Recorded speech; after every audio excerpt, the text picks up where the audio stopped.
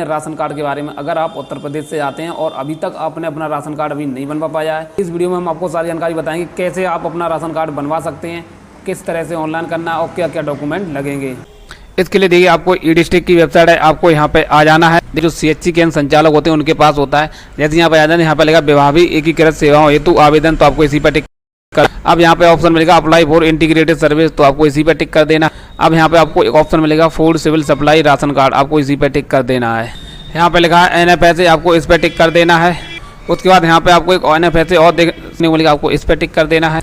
उसके बाद आपको यहाँ पे NFSA मिलेगा, आपको यहाँ पे टिक करना है। तो देखिए आपग्रस्ती, तो आपको इसी पे टिक कर देना है। अब यहाँ पे आपको अपना डिस्ट्रिक्ट सेलेक्ट कर लेना कि आप किस डिस्ट्रिक्ट से आते हैं, शहरी एरिया से आते हैं, ग्रामीण एरिया से वो सिलेक्ट कर लेना है और आगे बढ़े वाली बटन पर टिक कर देना। अब देखिए यहाँ पे आपको इनकम सर्टिफिकेट की डिटेल देनी होगी। जो इनकम का जो एप्लीकेशन नंबर होता है वो डालना है और यहाँ पर सर्टिफिकेट नंबर होता है वो डाल देना है।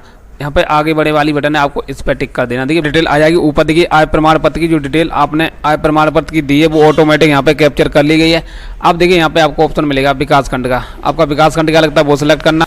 अब देखिए यहाँ पे आपको ऑप्शन मिलेगा, यहाँ पे लिखा है ग्राम पंचायत, यहाँ से ग्राम पंचायत सेलेक्ट कर लेना है। कोटेदार का नाम क्या वो सिलेक्ट कर लेना और राशन यहाँ पे आपको मुखिया का नाम आपको हिंदी में फिल करना होगा। यहाँ पे मुखिया का नाम आपको इंग्लिश में फिल कर देना है। मुखिया के पिता का नाम यहाँ पे हिंदी में डालना, मुखिया के जो पिताजी हैं उनका नाम इंग्लिश में फिल कर देना है। और यहाँ पे पति का नाम हिंदी में डाल देना, पति का नाम इंग्लिश में फिल कर देना। माता का नाम हिंदी में और माता का नाम आपको इंग्लिश में फिल कर देना है। देखिए यहाँ पे हिंदी अगर आप नहीं लिख पाते हैं तो इंडिक इनपुट टूल के सहारे आप लिख सकते हैं। किस कैटेगरी से आते हैं वो सिलेक्ट कर लेना। यहाँ पे मोबाइल यहाँ पे चालू डालना है क्योंकि OTP के द्वारा आपका राशन डाउनलोड होता है, इसलिए सही मोबाइल नंबर डालना। Date of birth Aadhaar base ही आपको फिल करनी है, तभी आपकी यहाँ पर डेटा कैप्चर किया जाएगा। आधार नंबर फिल कर देना है। वोटर ID है तो डाल सकते हैं, नहीं तो छोड़ देना है। मैंने ना पैसे से क्या करते हैं, पेशेवर क्या है, गृहिणी है या फिर मजदूर हैं या कृषक हैं, जो भी यहाँ पे सिलेक्ट कर लेना है। इनकम ऑलरेडी आपकी यहाँ पे लिखी है। अब यहाँ पे हो जाए गैस कनेक्शन है आपके घर में, अगर है तो यस करना, नहीं तो आपको यहाँ पर नहीं कर देना है। उसके बाद ये दोनों ऑप्शन अपने आप यहाँ से हट जाएंगे, ये भी ऑप्शन यहाँ से हट जाएगा। ईमेल ID देना चाहते दे सकते हैं, नहीं तो आप इसे छोड़ भी सकते हैं। यहाँ पे पूछ रहा है क्या आपको विद्युत कनेक्शन है घर में, अगर बिजली कनेक्शन है तो यस करना है, नहीं तो आपको इसे भी छोड़ देना। इसे छोड़ देंगे तो बिजली की संख्या आपको डिटेल नहीं देनी होगी।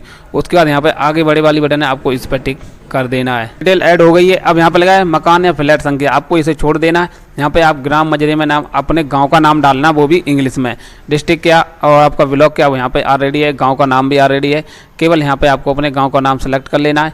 एरिया का पिन कोड क्या वो डाल देना है और आपको जो परमानेंट एड्रेस प्रेजेंट एड्रेस दोनों सेम है, तो आपको इस पर टिक कर देना है। ऊपर वाला एड्रेस यहाँ पे आ जाएगा और सुरक्षित करें आगे बढ़ें, आपको इस पर टिक कर देना है। तो देखिए यहाँ पे आपका जो मुखिया है उनका नाम यहाँ पे देखिए जुड़ के आ चुका है और सारी डिटेल आ जाएगी। अब देखिए आपको परिवार के जितने भी मेंबर्स हैं सभी को जोड़ना है। जोड़ने के लिए यहाँ पे लिखा नया परिवार का सदस्य जोड़ें, तो आपको इसी पर टिक कर देना है। जैसे यहाँ पे टिक करेंगे देखिए आपके सामने ऐसा डैशबोर्ड आ जाएगा। अब यहाँ पर देखिए मुखिया श्री या फिर कुमारी है या फिर श्रीमती है, जो भी है सिलेक्ट कर लें। तो श्री है तो यहाँ पे उनका नाम हिंदी में फिल करना है, इंग्लिश में फिल कर देना है। डेट ऑफ बर्थ क्या वो आपको यहाँ पे फिल कर देनी है। जेंडर मेल फीमेल जो भी है सिलेक्ट कर लेना और यहाँ पे आय में देखिए आपको 00 फिल कर देना है, फिल कर देना हिंदी में। फादर्स नेम आपको इंग्लिश में फिल कर देना है। अब जो मुखिया हैं उनसे संबंध क्या, बेटा है, बेटी है, पति हैं, जो भी है, तो जिनके पति हैं तो पति सिलेक्ट कर लेंगे।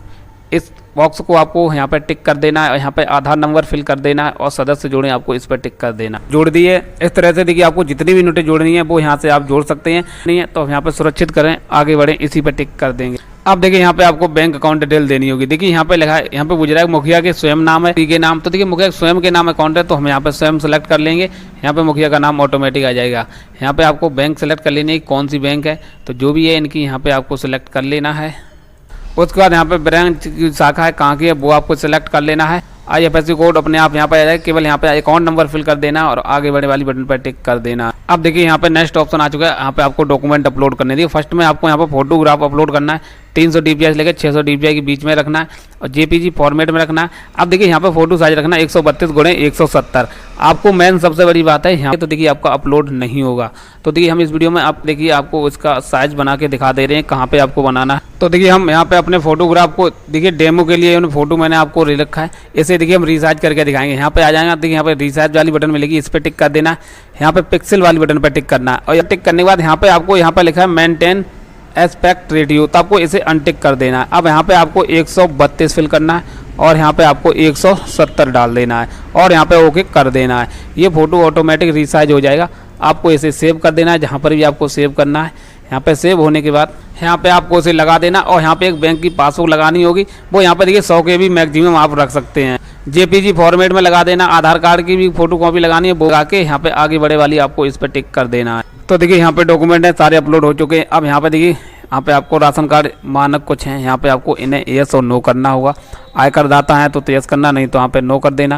यहाँ 4 पहिया है तो यहाँ पर नो कर देना। ट्रैक्टर पे भी आपको नो कर देना, हार्वेस्टर पे भी नो कर देना, एसी पे भी नो कर देना है और जनरेटर पे भी आपको यहाँ पे नो कर देना है। कितनी एरिया है 0.25 हेक्टेयर ऐसे ही समथिंग आपको फिल कर देना है। लाइसेंस आपके पास किसी तरह का कोई है तो यस लिखना है, संख्या उसकी नहीं है तो आपको 00 डाल देना है। आने वाले हैं अगर हैं तो यस करना, नहीं तो आपको यहाँ पर नो कर देना। घरेलू वाले हैं तो यस कर देना है। जूते चप्पल की मरम्मत करने वाले तो हाँ करना है। फेरी लगाने वाले हैं तो हाँ कर देना है। जैसे पीरियड हैं तो यस करना, नहीं तो आपको नो कर देना है। अनाथ अगर जो बच्चे हैं वो अनाथ हैं तो हाँ करना, नहीं तो आपको ना कर देना है। स्वच्छकार हैं तो हाँ करना, नहीं तो ना कर देना है। आप अगर मजदूर हैं, पल्लेदार हैं, कुली हैं तो हाँ कर देना है। और यहाँ पे अगर है तो हाँ करना, नहीं तो आपको ना कर देना है।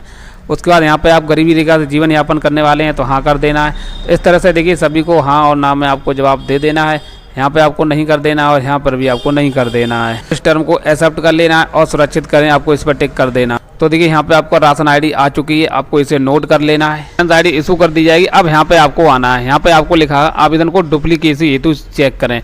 तो देखिए आपको यहाँ पे टिक करना होगा। आपको इस आवेदन को अग्रेसर करना होगा। ये डुप्लीकेसी के लिए इसलिए चेक किया जाता है जिससे कि आपका कहीं दूसरी जगह तो आधार नहीं हो जाए।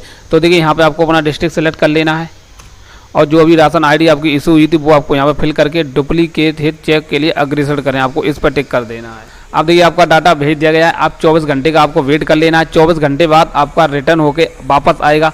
वापस आ गया कहाँ पे आपको देखने मिलेगा, तो यहाँ पे ओके कंप्लीट हो जाते हैं तो यहाँ पे आपको वापस फिर से आना होगा। आवेदन का संबंधित अधिकारी को अग्रेसर करें, आपको इस पर टिक करना होगा। फिर से आपको अपना डिस्ट्रिक्ट सेलेक्ट करना होगा जो भी है। उसके बाद यहाँ पे आपको फिर से वही राशन नंबर फिल करना और सर्च कर देना है। देखिए आपके सामने ऐसा डैशबोर्ड आ जाएगा। जो भी डिटेल भरी है वो यहाँ पे आप सारी देख सकते हैं।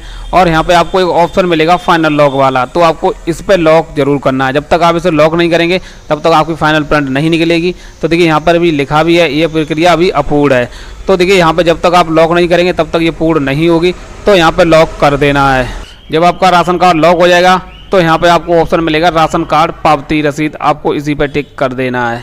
यहाँ पे आपको अपना डिस्ट्रिक्ट सेलेक्ट कर लेना कि आपका डिस्ट्रिक्ट कौन सा लगता है और यहाँ पे आपको अपना राशन नंबर फिल करके सर्च कर देना है। यहाँ पे आपकी राशन की रसीद आ जाएगी। सभी लोगों को यहाँ पे आधार कार्ड लगा के इस पर्ची को लगा के आपको और जो भी आपने इनकम सर्टिफिकेट लगाया है वो सब लगा के आपको अपनी तहसील लेवल पे जमा कर देना है। जैसे ही आपका जमा हो जाता है, जैसे ही आपका अप्रूव कर दिया जाएगा, वैसे ही आपका पोर्टल पे आ जाएगा और आप पर्ची अपनी डाउनलोड कर लें। उसके बाद आपको राशन मिलना शुरू हो जाएगा। तो इस तरह से अपना राशन कार्ड बना सकते हैं।